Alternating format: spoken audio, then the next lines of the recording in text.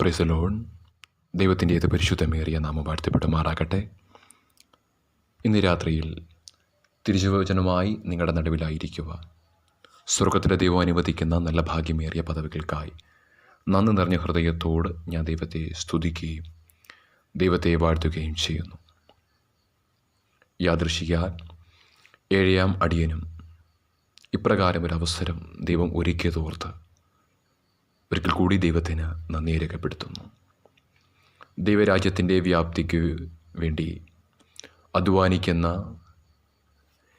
ഈ ഗ്രൂപ്പിൻ്റെ പ്രവർത്തനങ്ങൾക്കായും അതിൻ്റെ പിന്നിൽ പ്രവർത്തിക്കുന്ന കർത്തൃദാസന്മാർക്കായും ഇതിൽ ഭാഗമായിരിക്കുന്ന എല്ലാ മാന്യ ശ്രോതാക്കൾക്കായും ഞാൻ ദൈവത്തെ സ്തുതിക്കുകയും മഹത്വപ്പെടുത്തുകയും ചെയ്യുന്നു. എല്ലാവർക്കും ഒരിക്കൽ കൂടി ക്രിസ്തുവിൻ്റെ നിസ്തുല നാമത്തിലുള്ള സ്നേഹത്തെയും വന്ദനത്തെയും അറിയിച്ചു കൊള്ളട്ടെ. ഇന്നത്തെ ചിന്തയ്ക്ക് ആധാരമായി നമുക്കൊരു വാക്യം വായിക്കാം. ലൂക്കോസിൻ്റെ സുവിശേഷം 1-ാം അധ്യായം അതിൻ്റെ 37-ാമത്തെ വാക്യം. ലൂക്കോസിൻ്റെ സുവിശേഷം 1-ാം അധ്യായം അതിൻ്റെ 37-ാം വാക്യം. ദൈവത്തിന് ഒരു കാര്യം അസാധ്യമല്ലല്ലോ എന്ന് ഉത്തരം പറഞ്ഞു. നമുക്കൊരു വാക്ക് പ്രാർത്ഥിക്കാം. പരിശുദ്ധനായ നല്ല ദൈവമേ, സ്വർഗീയ പിതാവേ, ഞങ്ങൾക്ക് ഒരുക്കിയ നല്ല സമയത്തിനായി നന്ദി നിറഞ്ഞ ഹൃദയത്തോട് അങ്ങേ വാഴ്ത്തുകയും സ്തുതിക്കുകയും ചെയ്യുന്നു. പ്രത്യേകിച്ച് ഈ ഗ്രൂപ്പിനായി നന്ദിയോട് സ്തോത്രം ചെയ്യുന്നു. തിരുവചനത്തിന് വേണ്ടി വേർതിരിക്കപ്പെട്ട ഈ നല്ല സമയത്തിനായി സ്തോത്രം ചെയ്യുന്നു. ഇത് ശ്രവിക്കുന്ന ഓരോരുത്തരെയും അങ്ങയുടെ കരങ്ങളിൽ നൽകുന്ന പിതാവേ, കേൾക്കുന്ന ഓരോരുത്തർക്കും ഇത് അനുഗ്രഹത്തിനും വിടുതലിനും കാരണമാകുന്ന കൃപകൾക്കായി നന്ദിയോട് സ്തോത്രം ചെയ്യുന്നു. 7-ാം അടിയനെയും താഴ്ത്തുന്നു. തിരുവചനം സംസാരിക്കുക അവിടുന്ന് കൃപയും ബലവും നൽകി മാനിക്കണമെന്ന് പ്രാർത്ഥിക്കുന്നു. പ്രാർത്ഥന കേട്ട കൃപകൾക്കായി സ്തോത്രം. യേശു ക്രിസ്തുവിൻ്റെ തന്നെയുള്ള നാമത്തിൽ തന്നെ ആമേൻ. നമ്മൾ വായിച്ച വാക്യം ഇങ്ങനെയാണ്: ദൈവത്തിന് ഒരു കാര്യം അസാധ്യമല്ലല്ലോ എന്ന് ഉത്തരം പറഞ്ഞു. ഇത് മറിയയോട് ഗബ്രിയേൽ ദൂതൻ പറയുന്ന ഒരു ഉത്തരമാണ്. നമുക്കേവർക്കും അറിയാവുന്ന ഒരു വേദഭാഗം ആണല്ലോ ഇത്. ഒരിക്കൽ ദൈവത്തിൻ്റെ ദൂതൻ മറിയയായിരിക്കുന്ന ഭവനത്തിൽ പ്രത്യക്ഷനാക്കുകയും കൃപ ലഭിച്ചവളെ നിനക്ക് വന്ദനമെന്ന് മറിയയെ സംബോധന ചെയ്യുകയും ചെയ്തു. ആ വന്ദനത്തിൻ്റെ സ്വരം മറിയയുടെ അകത്ത് വളരെ ചിന്ത ഉളവാക്കി. എന്തിനാണ് ഇപ്രകാരമൊരു വന്ദനം തനിക്ക് നൽകിയതെന്ന് ആ ചോദ്യം തൻ്റെ ഹൃദയത്തിൽ ഉളവായപ്പോൾ തന്നെ ദൂതൻ അതിനുള്ള ഒരു ഉത്തരം അവൾക്ക് കൊടുത്തു. അത് മറ്റൊന്നുമല്ല, തന്നിൽ വെളിപ്പെടാൻ പോകുന്ന വാഗ്ദത്തം എന്തായെന്ന് അവിടെ മേൽ പറഞ്ഞു കൊടുത്തു. വന്ദനം എന്തുകൊണ്ട് ഇങ്ങനെ വന്നു എന്ന് ചിന്തിച്ചപ്പോൾ അതിൻ്റെ ഉത്തരം ദൂതൻ കൊടുത്തു. ആ ഉത്തരവും മറിയയുടെ ഹൃദയത്തിൽ മറ്റൊരു ചോദ്യമാണ് ഉളവാക്കിയത്. മറ്റൊന്നുമല്ല, പുരുഷനെ അറിയാത്ത തനിക്ക് എങ്ങനെ ഈ വാഗ്ദത്തം പ്രാപിച്ചെടുക്കാൻ കഴിയും? കാരണം തൻ്റെ വിവാഹം നിശ്ചയിച്ചിട്ടേ ഉള്ളൂ, ഇതുവരെയും യോസഫുമായി കൂടി വന്നിട്ടില്ല. ദൂതൻ അതിന് മറ്റൊരു ഉത്തരം കൊടുത്തു. ആ ഉത്തരം വേറൊന്നുമല്ല, തന്നിൽ ഉളവാകുന്നത് മനുഷ്യൻ്റെ ഇഷ്ടത്താലല്ല, പുരുഷൻ്റെ ഇഷ്ടത്താലല്ല, മറിച്ച് ദൈവത്തിൻ്റെ ആത്മാവ് നിൻ്റെ മേൽ വരുമ്പോൾ നീ ഒരു മകന് ജന്മം കൊടുക്കും എന്നായിരുന്നു. ആ ഉത്തരവും മറിയയിൽ മറ്റൊരു ചോദ്യമാണ് നയിച്ചത്. അത് എങ്ങനെ സംഭവിക്കും? അതിന് ദൂതൻ കൊടുത്തത് മറ്റൊരു ഉത്തരമാണ്. എന്താണ് ഉത്തരം? തൻ്റെ ചർച്ചക്കാരിയായ എലിസബത്തിന് ലോകമച്ചി എന്ന് പറഞ്ഞവർക്ക് ഇപ്പോൾ 6 മാസം ഗർഭം ആയിരിക്കുന്നു. ഇത് അവ കേട്ട മാത്രയിൽ തന്നെ അവിടെ ഹൃദയത്തിനകത്ത് ചോദ്യം ഉരുത്തിരിയുന്നതിന് മുമ്പേ ദൂതൻ അടുത്ത ഒരു കാര്യം അവളോട് പറയുവാണ്, ദൈവത്തിന് ഒരു കാര്യം അസാധ്യം അല്ലല്ലോ എന്ന് ഉത്തരം പറഞ്ഞു. ഇത് കേട്ടപ്പോൾ മറിയ അവളെ തന്നെ സമർപ്പിച്ചു കൊടുത്തു. എന്ത്? ഞാൻ കർത്താവിന് ദാസി, നിൻ്റെ ഹിതം പോലെ എന്നിൽ സംഭവിക്കട്ടെ. ശ്രദ്ധിക്കണമേ,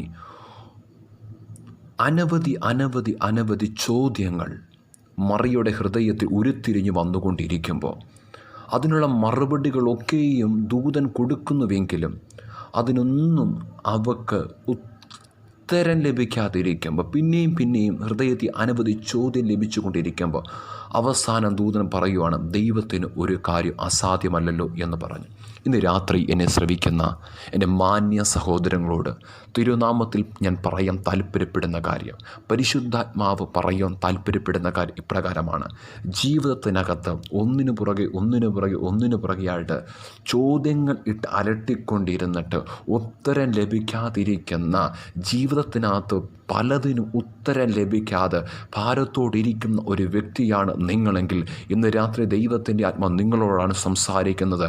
ദൈവത്തിന് ഒരു കാര്യം അസാധ്യം അല്ല എന്ന് നിങ്ങൾ മനസ്സിലാക്കണം. ഹല്ലേലൂയ.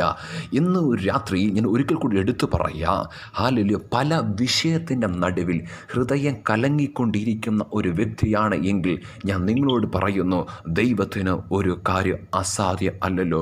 നിങ്ങളുടെ ഭാവി ഓർത്തുകൊണ്ട് തളർന്നിരിക്കുന്ന ഒരു വ്യക്തിയാണ് നിങ്ങളെങ്കിൽ ഇന്ന് രാത്രി ഞാൻ ദൈവാത്മാവി പറയാം, ദൈവത്തിന് ഒരു കാര്യം അസാധ്യമല്ലല്ലോ. തലമുറ ഓർത്തുകൊണ്ട് വ്യാകുലപ്പെടുന്ന മാതാവാണ് നിങ്ങളെങ്കിൽ ഇന്ന് രാത്രി ഞാൻ തിരുനാമത്തെ വിളിച്ചു പറയാം, ദൈവത്തിന് ഒരു കാര്യം അസാധ്യമല്ലല്ലോ. എത്ര ചിന്തിച്ചിട്ടും നടക്കുവാൻ കഴിയാതെ അനവധി പ്ലാനുകൾ ഇട്ടിട്ടും അതൊന്നും പൂർത്തീകരിക്കുവാൻ കഴിയാതെ വണ്ണം എങ്ങനെ മുന്നോട്ട് കൊണ്ടുപോകുമെന്ന് ചിന്തിച്ചു കൊണ്ടിരിക്കുന്ന ഒരു വ്യക്തിയാണെങ്കിലും ഞാൻ ഇന്ന് രാത്രി വിളിച്ചു പറയാം, ദൈവത്തിന് ഒരു കാര്യം അസാധ്യമല്ലല്ലോ. ഇന്ന് രാത്രിയിൽ ഞാൻ നിങ്ങളെ പരിചയപ്പെടുത്തുന്നത് സാധ്യതയുടെ ദൈവത്തെ അല്ല, സാധ്യമാക്കുന്ന ദൈവത്തെയാണ്. ഹല്ലേലൂയ. ഒരിക്കൽ കൂടെ ശ്രവിക്കണമേ, ഇന്ന് രാത്രി ഞാൻ നിങ്ങളോട് നടുവിൽ പ്രസംഗിക്കുന്ന ഹല്ലേലൂയ നമ്മുടെ ദൈവം സാധ്യതയുടെ ദൈവമല്ല, അവൻ സാധ്യം ആക്കുന്ന ദൈവമാണ്. മനുഷ്യൻ പലതിനും സാധ്യതയുണ്ടെന്ന് പറയും. സാധ്യതയുണ്ട്, ജീവിക്കാൻ സാധ്യതയുണ്ട്, ജോലിക്ക് സാധ്യതയുണ്ട്, വിദ്യാഭ്യാസത്തിന് സാധ്യതയുണ്ട്, ഒരു ബിസിനസ് തുടങ്ങാൻ സാധ്യതയുണ്ട്, രോഗം മാറാൻ സാധ്യതയുണ്ട്, വിവാഹം നടക്കാൻ സാധ്യതയുണ്ട്. പലതിനും സാധ്യതകൾ പറയുമ്പോൾ ഇന്ന് രാത്രി സാധ്യതയുടെ ദൈവത്തെ അല്ല ഞാൻ ഇന്ന് രാത്രി പ്രസംഗിക്കുന്നത്, സാധ്യം ആക്കുന്ന ദൈവത്തെയാണ്. ലോകത്തെ സാധ്യമാക്കുന്ന അനവധി കാര്യങ്ങളുണ്ടാകാം. പലരും പറയും, ഇവിടെ വന്നാൽ സാധ്യമാകും, അവിടെ പോയാൽ സാധ്യമാകും, ഇവിടെ വന്നാൽ സാധ്യമാകും ഒക്കെ പറയുമ്പോൾ ഞാൻ പറയാം, ഓരിടത്തും പോകണ്ട. ഒരുത്തൻ വിളിച്ചു പറയുന്നു, ഇവൻ സാധ്യതയുടെ ദൈവമല്ല, സാധ്യം ആക്കുന്നവനാണ്. എന്താണ് അതിന് ഏറ്റവും വലിയ തെളിവെന്ന് ചോദിച്ചാൽ, ദൈവത്തിൽ നിന്ന് പാപം ചെയ്ത് അകന്നു മാറിയ മാനവരാശിയെ, ദൈവത്തിൽ നിന്ന് അകന്നുപോയ മനുഷ്യനെ ദൈവത്തോട്ട് കൂട്ടിച്ചേർക്കുക, ദൈവത്തിലേക്ക് അടുപ്പിക്കുക. ഈ ലോകത്തിലെ ഒരു മതത്തിനോ ഒരു സംസ്കാരത്തിനോ ഒരു മനുഷ്യൻ്റെ കഴിവിനോ എഴുതി വെച്ച ഒരു ഗ്രന്ഥങ്ങൾക്ക് കഴിയാതിരിക്കുമ്പോൾ, ആർക്കും സാധ്യമല്ലാതിരിക്കുമ്പോൾ ഒരുത്തൻ പറഞ്ഞു, എനിക്ക് സാധ്യമാണ്. ഹല്ലേലൂയ. പാപത്തിൽ കടക്കുന്ന മനുഷ്യനെ പാപത്തിൽ നിന്ന് രക്ഷയിലേക്ക് കൊണ്ടുവരുവാൻ അവൻ ജനിച്ചത് കൊണ്ട്, സ്വന്തം ജനത്തെ അവരുടെ പാപങ്ങളിൽ നിന്ന് വിടുവിക്കുന്നത് കൊണ്ട് അവൻ യേശു എന്ന് പേരിടണമെന്ന് ദൂതൻ പറഞ്ഞെങ്കിൽ ഇന്ന് രാത്രി എന്നെ ശ്രദ്ധിക്കുന്ന മാന്യ ശ്രോതാവേ, ദൈവനാമത്തിൽ ഞാൻ വിളിച്ചു പറയുന്നു, ഞാൻ ഇന്ന് രാത്രി പ്രസംഗിക്കുന്നത് സാധ്യതയുടെ ദൈവത്തെയല്ല, അവൻ സാധ്യമാക്കുന്ന ദൈവമാണ്. ഹല്ലേലൂയ. മറിയയുടെ ഭവനത്തിനകത്ത് ദൈവത്തിൻ്റെ ദൂതൻ പറഞ്ഞത് ഒരു ഉത്തരമാണ്. എന്ത്? ദൈവത്തിന് ഒരു കാര്യവും അസാധ്യം അല്ലല്ലോ എന്ന് അവൻ ഉത്തരം പറഞ്ഞു.